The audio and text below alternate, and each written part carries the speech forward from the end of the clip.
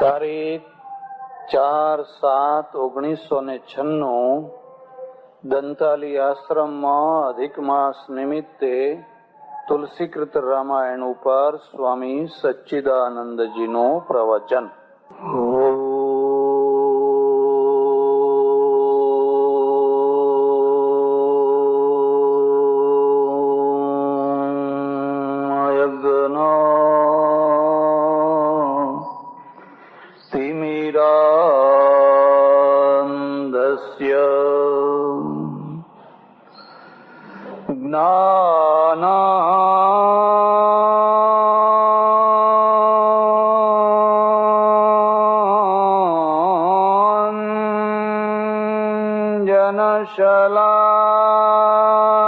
શલાકયા ચક્ષુરુન્મીલિતં યેન તસ્મૈ શ્રી ગુરવે નમઃ. મૂકં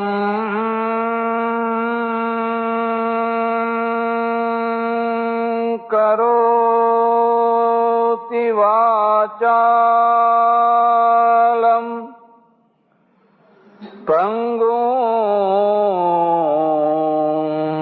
લંઘયતે ગિરિં યત્કૃપાતમહં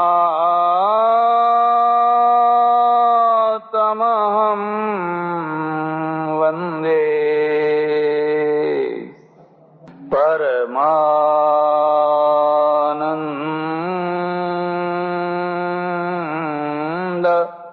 માધવમ. ગોવિંદ ગુણ ગાજો રે ગાજો,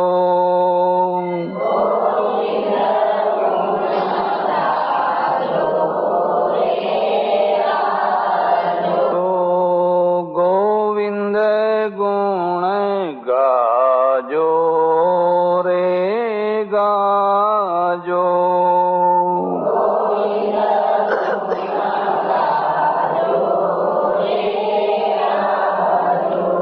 શરણાગત શ્રી હરિનાથાજો,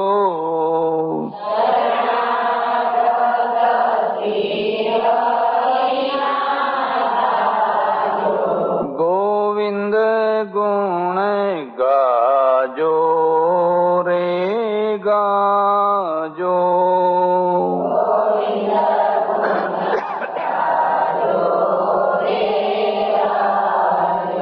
અવસર તમને મળ્યો છે મોગો,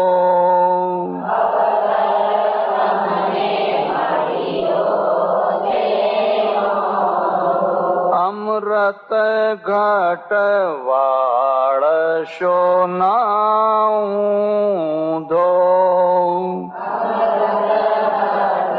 વાળશો ના ઊંધો. અમૃત એનું પીજો ને પાજો,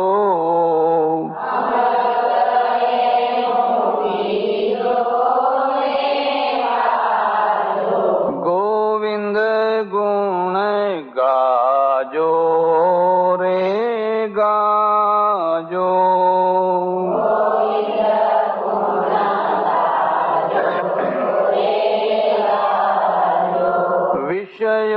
વિષયોના વિષપાન બહુ પીધા,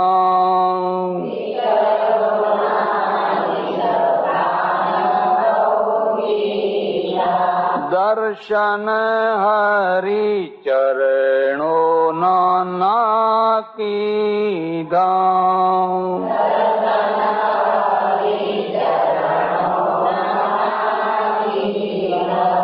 જીવન તમે હંમેશા જીવ્યા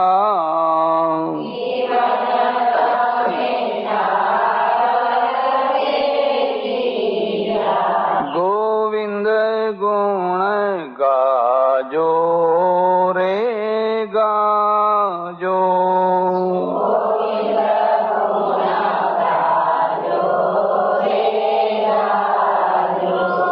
સલામો સાહેબોને કીધી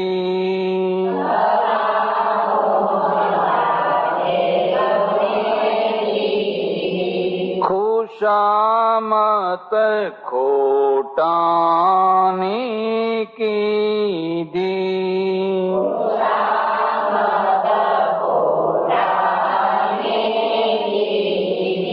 ઝાંખી કૃષ્ણચંદ્રની ના કીધી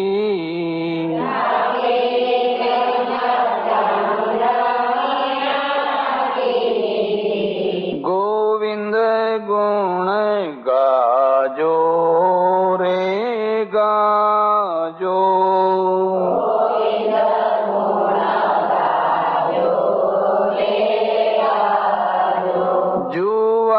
જુવાનીમાં ઘેલા થઈ રાચો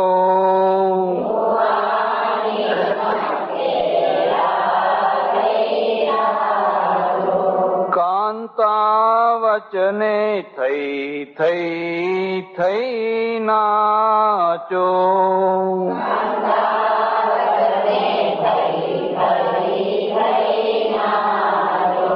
અંતિમ વેળા કોણ સગો સાચો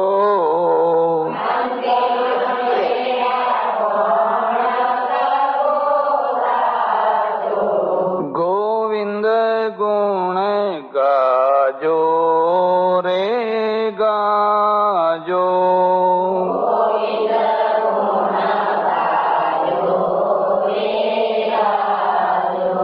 વાલા જન તો અંતે વિદા થાશે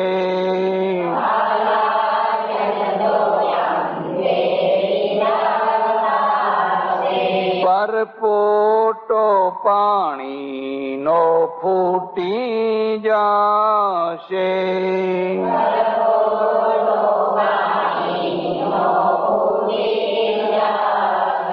હતું ના હતું બધું થઈ જાશે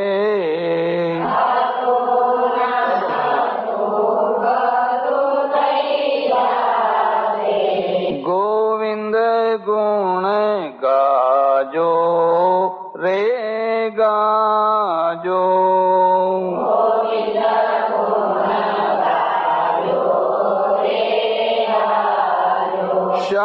શરણાગત શ્રી હરિનાથ જો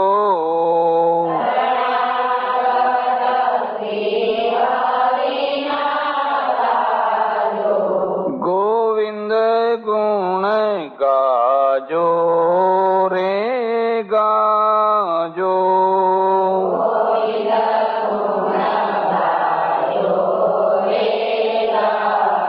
કૃષ્ણ કનૈયા રામચંદ્ર ભગવાન ઉમાપતિ મહાદેવ પવન સુત હનુમાન કી સનાતન ધર્મ કી સદ્ગુરુદેવ વૈદ્યનાથ મહાદેવ નમઃ પાર્વતી પતે હર મહાદેવ હર.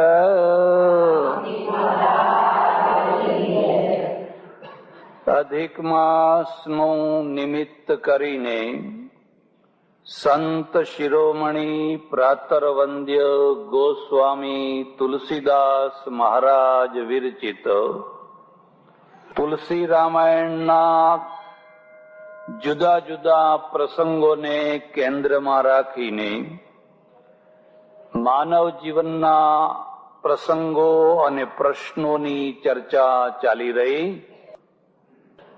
એક યુવાવસ્થાના પ્રશ્નો હોય છે અને એક વૃદ્ધાવસ્થાના પ્રશ્નો હોય છે. લગ્ન પહેલાના પ્રશ્નો હોય છે અને લગ્ન પછીના પ્રશ્નો હોય છે. માણસ જ્યાં સુધી જીવતો રહે ત્યાં સુધી એની સાથે પ્રશ્નો ચાલવાના ને ચાલવાના જ. પ્રશ્નો ક્યારે પૂરા થતા હોય છે? જ્યારે માણસ શરીર છોડી દે. પણ શરીર છોડીને ગયા પછી માણસ પ્રશ્નો મૂકતો જાય છે અને એના મૂકેલા પ્રશ્નો જો પાછળના માણસો ઉકેલી ન શકે તો એ પ્રશ્નોના પરિણામ પણ ભયંકર આવતા હોય છે.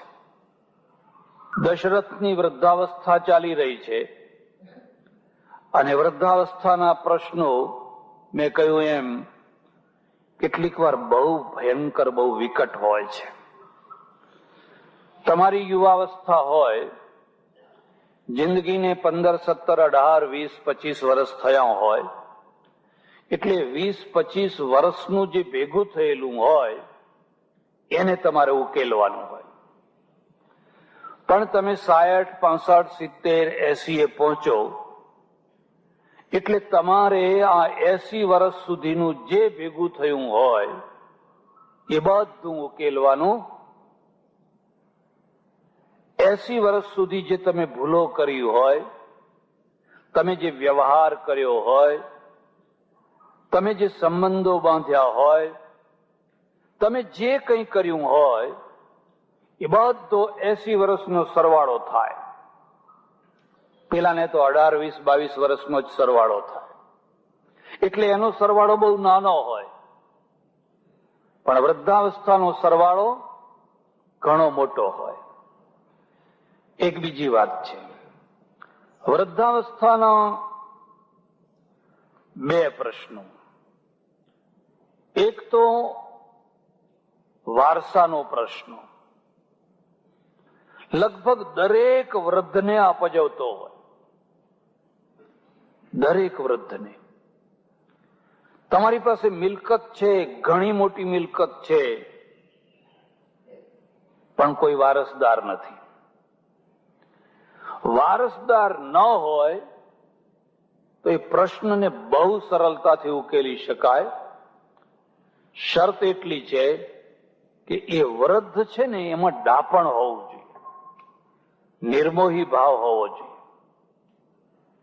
એ વિલ બનાવે અને વિલની અંદર પોતાની મિલકત પોતે ન હોય ત્યારે કેવી રીતે, ક્યાં ક્યાં, કેમ ઉપયોગ કરવો એટલું માત્ર લખી દે એટલે પ્રશ્ન ઉકેલી ગયો. પરદેશમાં છે ને લગભગ એક માણસ વિલ બનાવે. આપણે ત્યાં એ રિવાજ જ નથી. અને એમાં એના નાના મોટા બધા પરિચિતો માટે કઈ ને કઈ મૂકે. અમારે એક રમણભાઈ છે લંડનમાં, એમણે મને વાત કરી કે એક ધોરી ડોસી અને એને હું એક વાર કોઈ ટ્રેનમાંથી એના ઘેર સુધી મૂકી આવેલો. ખખડી ગયેલી અવસ્થા, બેસી જાઓ માજી, મારી ગાડીમાં બેસી જાઓ એમ કરીને એના ઘેર સુધી મૂકી આવેલો. એ ડોસીએ મારું એડ્રેસ લીધું અને મરી ગઈ. મારા નામ ઉપર 200 પાઉન્ડ કરતી ગઈ. એક વાર પણ જે માણસે મને સહારો આપ્યો, સાથ આપ્યો, મારે એને ભૂલવો ન જોઈએ. મને કે 200 પાઉન્ડનું મની ઓર્ડર એના મર્યા પછી આવ્યું. આપણે ત્યાં મેળવવા માટે ધમાચકડ કરવી પડે. કોઈ મોકલે કોઈ નહીં. કેટલી કોર્ટો ને કેટલા પુરાવા ને કેટલું કઈ ને કેટલું કઈ નહીં. મને તો કઈ કલ્પના નહીં. ને 200 પાઉન્ડ એટલે સમજ્યા 10,000 ઉપર રૂપિયા, 11,000. આ ડોશીની કેટલી મોટી ખાનદાની એની પાસે જે થોડી ઘણી મિલકત હશે એ મિલકતનું એને વીલ કર્યું અને એક માણસને યાદ કરીને બધાને પૈસા વેચ્યા. આ તો બહુ સરળ પ્રશ્ન થઈ. રમણભાઈ મને વાત કરે કે આ તો પછી ખ્યાલ આવ્યો તો હવે જેટલી ડોશીઓ મળે એ બધાને મૂકી આવું છે. મેં કહ્યું કઈ બધી ડોશીઓ કઈ 200 પાઉન્ડ મોકલે? હા, ભારતમાં તમે આવું કરો તો ભારતની ડોશીઓ મોકલે. ભારતની ડોશીઓ કશું કરે? રડી રડીને મરી જાય, કૂટીને મરી જાય, પણ ના જીવતા કોઈને પૈસો આપે કે ના મર્યા પછી આપે એવી કોઈ વ્યવસ્થા કરે. એ જે વ્યવસ્થા કરે એમાં કોઈ ઠેકાણું ના હોય. પહેલી વાત ધ્યાન રાખજો. સારામાં સારો માણસ કયો? જે પોતાના ઉપકારીઓને યાદ રાખે, એ જેના ઉપર કોઈએ ઉપકાર કર્યો હોય અને ઉપકારીઓને હંમેશા યાદ રાખે, એનાથી વધારે બીજો કોઈ સારો માણસ નહીં. ખરાબમાં ખરાબ માણસ કોણ? જે પોતાના ઉપકારીઓને ભૂલી જાય. એટલું જ નહીં, પણ ઉપકાર કરનારાઓનું ભૂંડું કરે. ઉપકાર કરનારાઓનું ભૂંડું કરે, એનાથી વધારે કોઈ અધમ માણસ નહીં. સારા માણસને ખોળવા જવું હોય તો આટલું જ મીટર છે. એ સમય ઉપર ડગલે પગલે પોતાના ઉપકારીઓને યાદ કરે છે. આ ભાઈ ફલાણા ભાઈ હતા તે મને નોકરી મળી, ફલાણા બેન હતા તો મારે પરદેશ જવાનું થયું. એવું એ ડગલે ને પગલે બોલતો હોય તો એમ સમજવાનું કે સારો માણસ છે. બીજા બધા ગુણ એમાં હશે, પણ એ જાણી કરીને એવું બોલે નહીં. એને કોઈ બોલતું હોય તો એને ગમે નહીં. અને ઉપકાર કરનાર જે માણસ હોય એનું એ ભૂંડું ઈચ્છે, ભૂંડું કરે, તો એનાથી વધારે કોઈ બીજો અધમ માણસ. વારસદાર વિનાની વૃદ્ધાવસ્થા, એનો એક જ ઉકેલ કે તમારું ડાપણ હોવું જોઈએ. અને ડાપણથી તમે કામ કરો તો પ્રશ્ન ઉકલી ગયો. પણ જેને વારસદારો છે, એક બીજી વાત યાદ રાખજો. જેના વારસદારની અસ્પષ્ટતા હોય, અસ્પષ્ટતા, ત્યાં ખટપટો થવાની ને થવાની જ. વારસો આને મળે કે આને મળે, આને મળે કે આને મળે. તમે જોજો, મોટા ભાગે રાજાઓ ને બાદશાહો ને નવાબોની પાછલી જિંદગી બહુ મોટી ખટપટમાં વીતતી હોય છે. તેથી વધારે કહું તો શેઠિયાઓની અને અમારે આશ્રમવાળાઓની પણ એ જ દશા. પાછલી જિંદગીમાં વારસદારોની એવી ખટપટ ચાલે. એ તો સારું છે કે બધું બહાર નથી આવતું, તો બહુ સારું છે. બાકી બહાર આવે તો તમને નવાઈ લાગે કે ઓહો, આ લોકો આટલી બધી ખટપટ કરે છે. હજુ પેલો મર્યો ના હોય ને એને મરેલો માની લે, અને એના પછી કોણ બેસે, હું બેસું કે પેલો બેસે કે પેલો બેસે કે પેલો બેસે, એકબીજાના ખૂન કરી નાખે એટલી હદે ખટપટો ચાલતી હોય. વારસદારની જે અસ્પષ્ટતા છે ને, એ વૃદ્ધાવસ્થાનું બહુ મોટું દુઃખ છે. વારસદાર નબળા મળ્યા હોય, ખોટા મળ્યા હોય, તોય વૃદ્ધાવસ્થાનું દુઃખ છે. એક બીજી વાત પણ યાદ રાખજો. ખાનદાનીનો પણ વારસો હોય. જેમ મિલકતનો વારસો હોય, જેમ સંપત્તિનો વારસો હોય, એમ ખાનદાનીનો પણ વારસો હોય. બાપ દાદાઓ બહુ ખાનદાન હોય, પણ વારસદારોમાં જરાય ખાનદાની ના હોય. વારસદારો બિલકુલ નીચેની પેઢીના હોય, નક્કામાં હોય. આ વાતને સારી રીતે સમજજો. નક્કામાં માણસોના ત્યાં નક્કામાં માણસો જન્મે તો કોઈ ઉપાધિ નહીં. તો કશું ઉપાધિ થાય? બાપે નક્કામો છે ને છોકરાએ નક્કામાં છે, હામાં બોલીને ગાળો બોલવાના. એ તો પણ એક પેઢી દર પેઢીથી ખાનદાન છે, અને હવે એના ઘરમાં એક નક્કામો છોકરો કે નક્કામા છોકરા જન્મ્યા છે. એની વૃદ્ધાવસ્થા તો બહુ દુઃખદાયી થશે કે છોકરાને જોઈ નહીં શકે, એને સ્વીકારી નહીં શકે, એને અસ્વીકારી પણ નહીં શકે, એને અસ્વીકારી પણ નહીં શકે. મનમાં ને મનમાં બળ્યા કરે, મૂંઝાયા કરે, દુઃખી થયા કરે. વૃદ્ધાવસ્થાના પ્રશ્નો બહુ ભયંકર પ્રશ્નો. સારી રીતે જીવવું એ સરળ છે, પણ સારી રીતે મરવું એ બહુ કઠિન છે. તમે 50 વર્ષ, 60 વર્ષ, 70 વર્ષ સારી રીતે જીવી શકો, પણ પાછલા જે 6 મહિના, 12 મહિના, 1 મહિનો, 4 મહિના એ પાછલી જિંદગી છે, એ મરવાની જિંદગીને કાઢવી એ બહુ કઠિન હોય છે. તમારું ધાર્યું થાય નહીં અને બીજાનું ધાર્યું તમે સ્વીકારી ન શકો. હવે બેયના વચ્ચે કરવું શું? એટલે રામાયણની અંદર એક એવું પાત્ર છે, બહુ સમર્થ છે, બહુ શક્તિશાળી છે, પણ વારસાના કારણે એની વૃદ્ધાવસ્થા છે ને બહુ દુઃખી થઈ ગઈ છે, બહુ દુઃખી થઈ ગઈ છે. અને કેટલીક વાતો એવી હોય છે જેને તમે સુધારી નથી શકતા. સમર્થ હો તો પણ તમે બાજીને સુધારી નથી શકતા. બગડેલી બાજીને સુધારવી બહુ કઠિન હોય છે. દશરથ છે એક એવું પાત્ર છે. દશરથમાં શું ઉણપ છે? કશી કમી નથી, કોઈ ઉણપ નથી. દશરથ તો સમર્થમાં સમર્થ છે. પણ હવે એમના આગળ એક બહુ મોટો પ્રશ્ન આવીને ઉભો રહ્યો છે કે આ ભગવાને મને 4 દીકરા આપ્યા, એના કરતા એક જ આપ્યો હોત તો શું ઉણપ છે? કશી કમી નથી, કોઈ ઉણપ નથી. દશરથ તો સમર્થમાં સમર્થ છે. પણ હવે એમના આગળ એક બહુ મોટો પ્રશ્ન આવીને ઉભો રહ્યો છે કે આ ભગવાને મને 4 દીકરા આપ્યા, એના કરતા એક જ આપ્યો હોત તો સારું. અમારે ત્યાં નીતિશાસ્ત્રમાં એવું લખ્યું છે, એકઃ પુત્રશ્ચ શિષ્યશ્ચ. પુત્ર હોય તો એક હોય અને શિષ્ય હોય તો પણ એક હોય. નચ તારા સહસ્રશઃ. અમાવસ્યાની રાત્રિએ આકાશ સામે જુઓ તો લાખો તારાઓ ચમકી રહ્યા છે, ટમ ટમ ટમ ટમ ટમ ટમ. પણ ધરતી ઉપરનો અંધકાર દૂર થતો.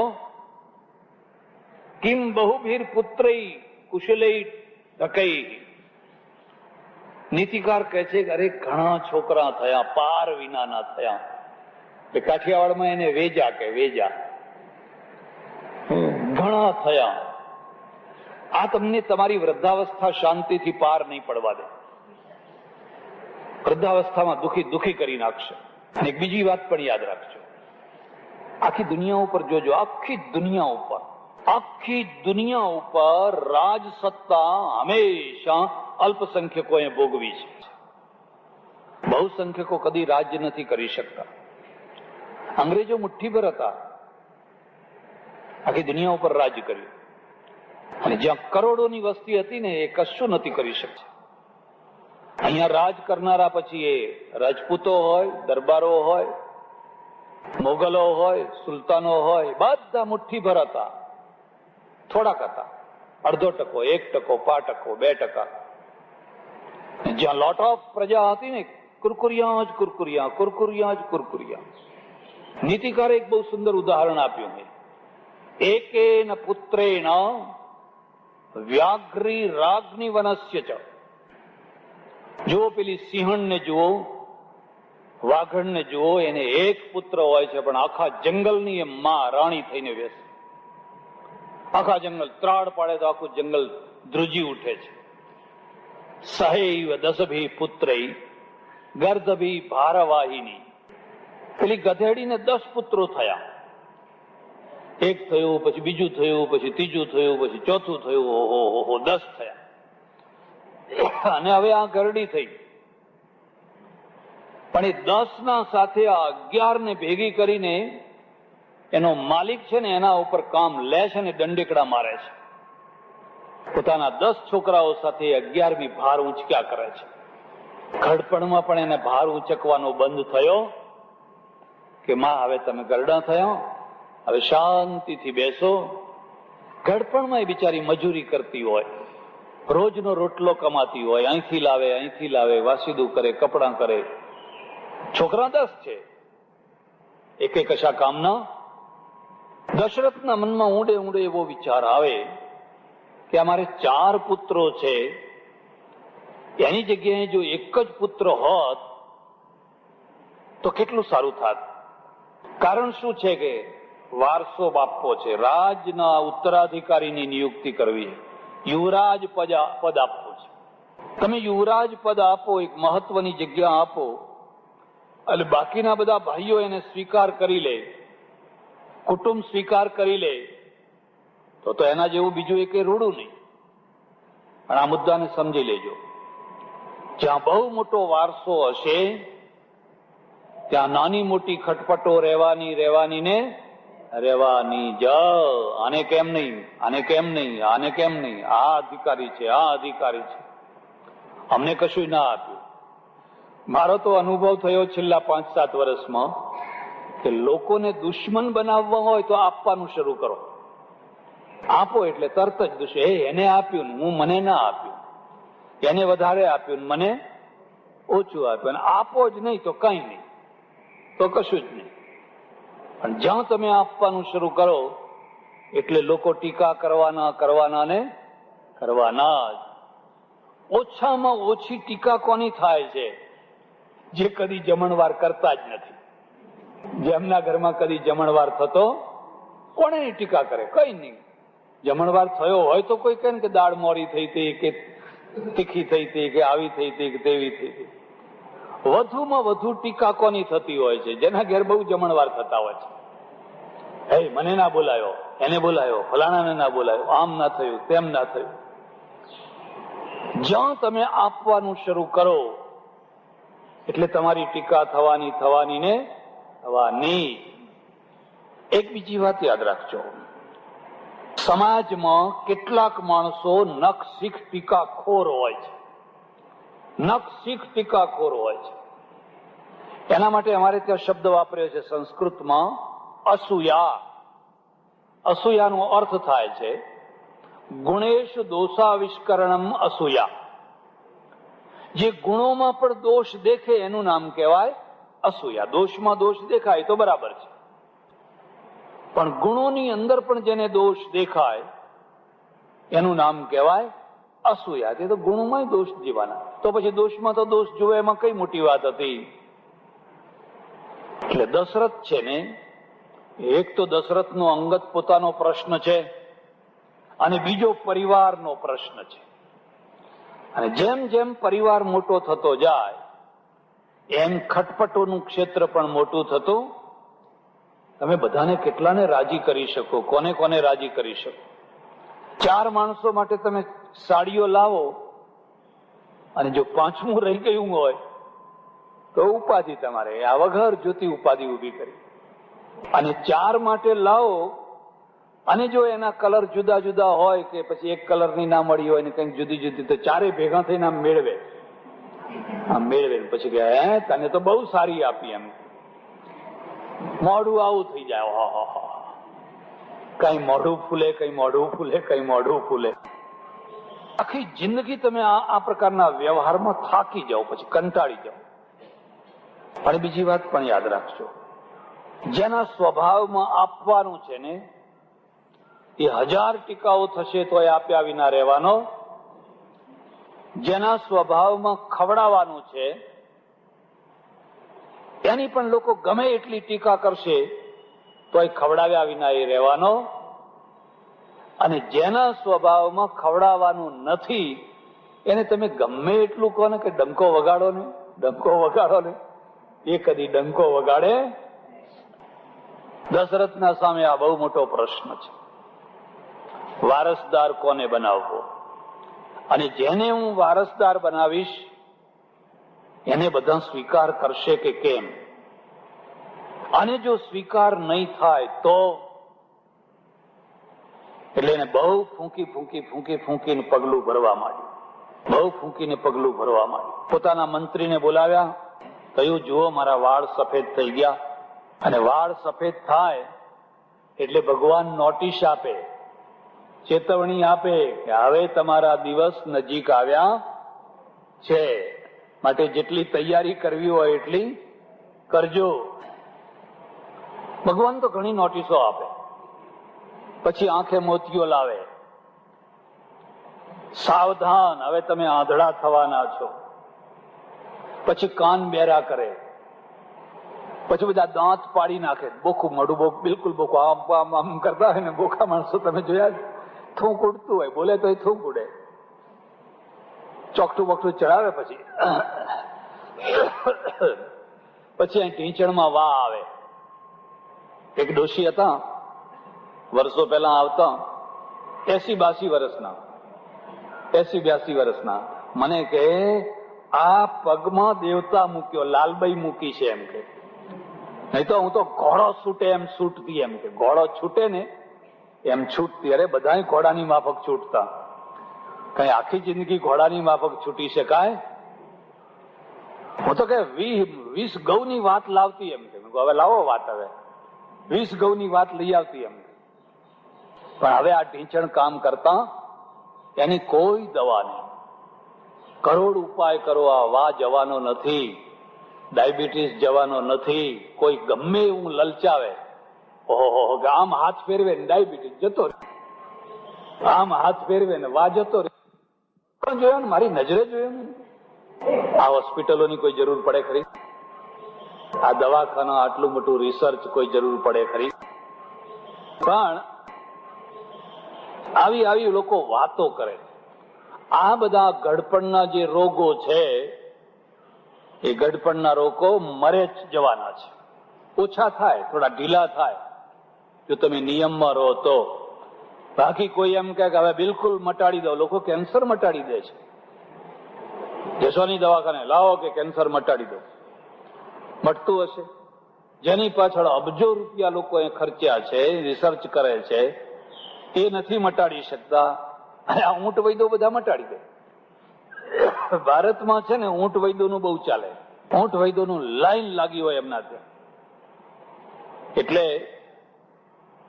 દશરથ છે એને કહ્યું, મંત્રીને બોલાવ્યા અને બોલાવીને પૂછ્યું, મારા વાળ સફેદ થઈ ગયા છે, અમુક વ્યવસ્થા કર્યા વિના જો હું મરું તો પાછળથી બહુ મોટો અનર્થ થાય, બહુ મોટા ઝઘડા થાય અને મારા કાપી થાય ને મારું આખું રાષ્ટ્ર છે એ છિન્ન ભિન્ન થઈ જાય. માટે મારે યુવરાજ પદ નક્કી કરવું છે. યુવરાજનો અર્થ થાય રાજા પછીની બીજી જગ્યા, રાજા થવાની પૂર્વ ભૂમિકા. એટલે એને બધું થોડો વહીવટ આપે, વહીવટ કરતા શીખે. એટલે પેલો દીવો બુઝાય તો એકદમ અંધારું થઈ જાય, આ બીજો દીવો ચાલુ હોય એટલે એકદમ અંધારું થાય. અને એક જ દીવો હોય ને બીજો દીવો કર્યો જ ન હોય, અને જો દીવો ઓલવાય તો એકદમ અંધારું. સલાહ કરીને નક્કી કર્યું કે આપણે રામને ગાદીએ બેસાડીએ, રામને ગાદીએ બેસાડીએ. એટલે બધાને પસંદ પડ્યું કે વાત તો સાચી છે, રામને ગાદીએ બેસાડીએ. રામાયણની કેટલીક વાતો આપણે જાણતા નથી. રામ મોટા છે એવું જે કહેવાય છે એ બિલકુલ બરાબર નથી. ચારે ભાઈઓ એક જ દિવસે જન્મ્યા છે. ચારે ભાઈઓ એક જ દિવસે જન્મ્યા હોય પછી કોઈ મોટા નાના હોય ખરા? પછી કોઈ મોટા નાના હોય? પણ લોકોની અંદર પ્રચલન શું કરી દીધું કે ભાઈ રામ મોટા છે અને મોટા ભાઈ વારસદાર હોય. બરાબર છે, મોટા ભાઈનો વારસો હોય. એટલે પહેલી વાત તો આ થઈ. નક્કી કરીને દિવસ, ચોઘડિયું, તારીખ બધું નક્કી કરી દીધું. પણ કંઈક આમાં કંઈક દાળમાં કાળું છે. ઇષ્ટ મિત્રોને બધાને બોલાવ્યા, પણ ભરત ગેરહાજર છે. ભરત એના મોસાળ ગયેલો છે અને છેલ્લી ઘડી સુધી કઈને ખબર પડતી નથી. આ બીજી વાત છે. તમારા ઘરમાં આટલો મોટો ઉત્સવ હોય, આટલું મોટું કાર્ય થવાનું હોય અને ભરતને તમે ના બોલાવો કે કઈને ખબર ના પડવા દો, તો એમાં કંઈક વિચાર કરવા જેવું ખરું કે નહીં? કઈને જ બિલકુલ ખબર નથી. આખી અયોધ્યાને શણગારી છે, દીપમાળા કરી દીધી છે ચારે તરફ જ્યાં જુઓ. રાતનો સમય છે અને મંથરા એની દાસી એ ઉપર હવેલી ઉપર ચડીને જોયું તો આખી અયોધ્યા જાગ જાગ જાગ જાગ જાગ જાગ જાગ જાગ થઈ રહી છે, શણગારી છે. કોઈને પૂછ્યું, ભાઈ આજે અયોધ્યા કેમ શણગારી છે, આ શું થઈ રહ્યું છે? તમે રામાયણ વાંચજો.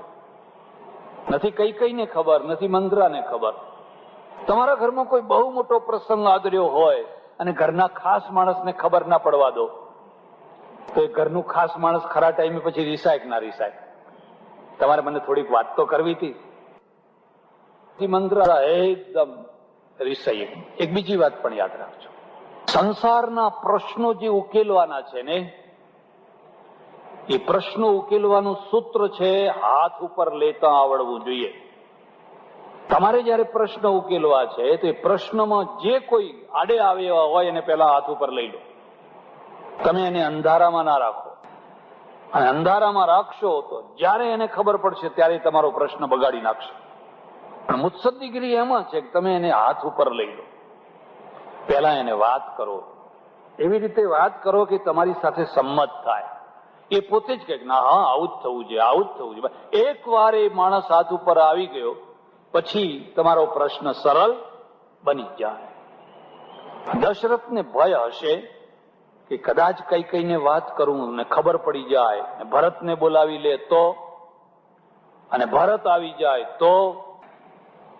એક બીજી વાત, દશરથને વૃદ્ધાવસ્થાના પ્રશ્નો સતાવી રહ્યા છે, તો દશરથના ઘરમાં જે પાત્રો છે એમાં એક પાત્ર છે ને બહુ બહાદુર છે, બહુ બાહોશ છે, બહુ હિંમત વાળું છે, પણ કાનનું કાચું છે.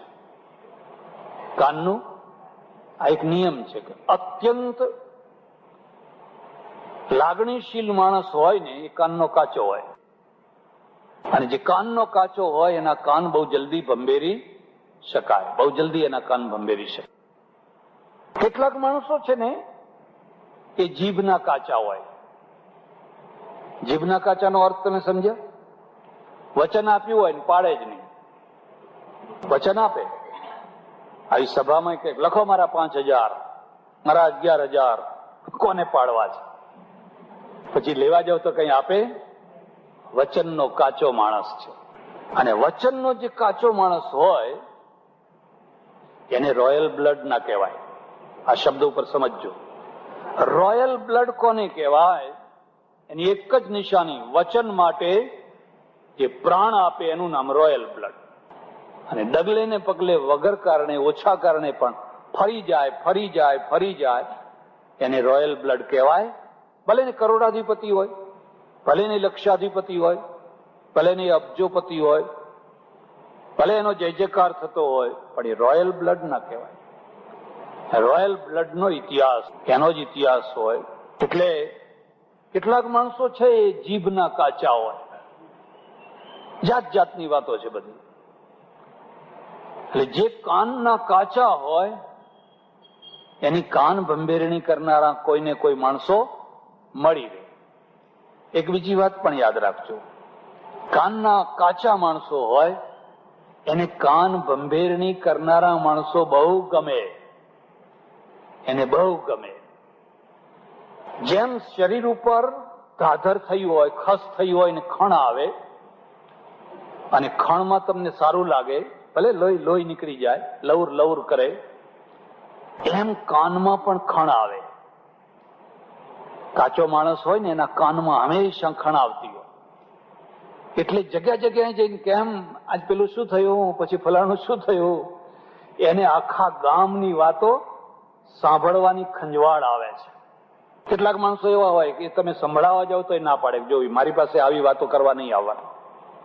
કોઈ સારી વાતો કરવાની, પણ કોઈની પણ ખરાબ વાતો કરવાની. એક બીજી વાત પણ યાદ રાખજો, કદી પણ કોઈના પણ ચારિત્રની હીન વાતો કરનાર માણસ હોય એને ફટકારી દેજો, દૂર રાખજો. એ આજે બીજા કોઈની વાત તમારા આગળ કરે છે ને કાલે તમારી વાત બીજાના આગળ કરવાનો, કારણ કે એની ટેવ જ એવી છે.